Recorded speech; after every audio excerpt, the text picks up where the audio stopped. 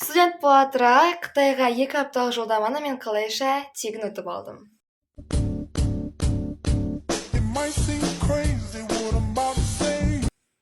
Кеттік. Қытай тілін меңгеру мен үшін өте үлкен арман еді. Сондықтан да 2-ші курста мен өзіміздің Жұбанов университетіндегі институт Конфуцийна, яғни Қытай тілі курстарына жазылған едім. Менің оқытушыларым қытайлықтар болғандықтан маған оқу өте қызық болды.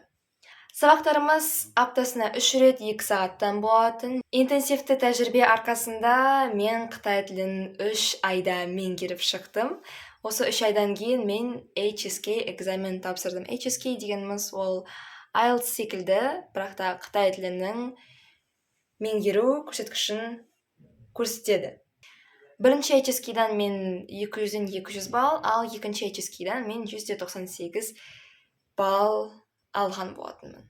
Солайша мен Қытайда өзімнің көктемгі 2 апталық демалысымды өткіздім.